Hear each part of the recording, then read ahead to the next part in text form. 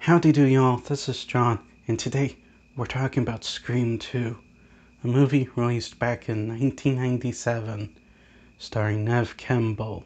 And in Scream 2, Sidney Prescott is once again being targeted by the Ghostface killer, who also seems to have an obsession with the killings in the first movie.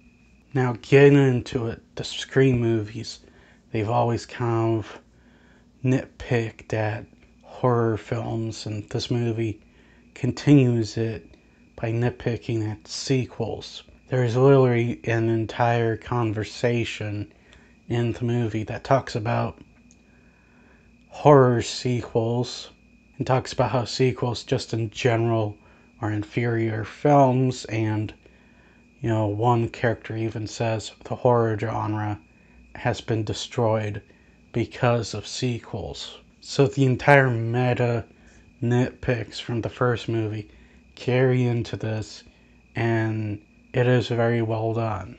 I really like the conversation some people had and the self-referential nature of the movie.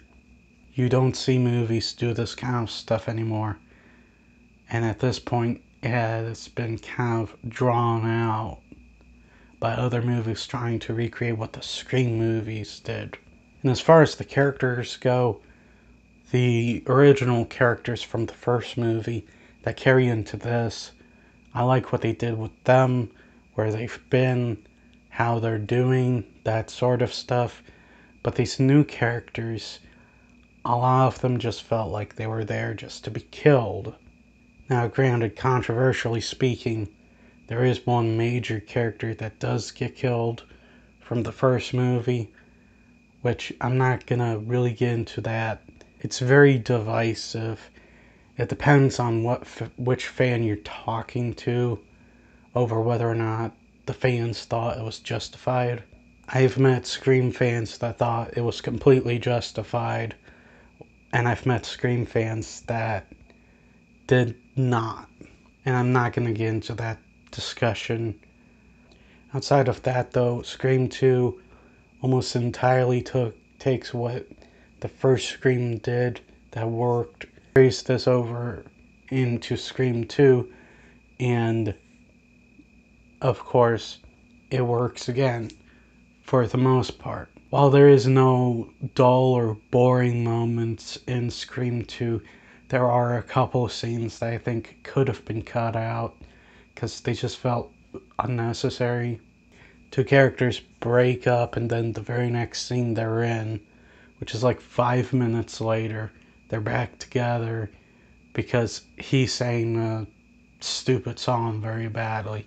So outside of bad and new characters and these few scenes that I think could have been trimmed, really everything that worked in the first Scream movie works here, and I'm really happy about that. Scream 2 is, in my opinion, the best of the Scream sequels.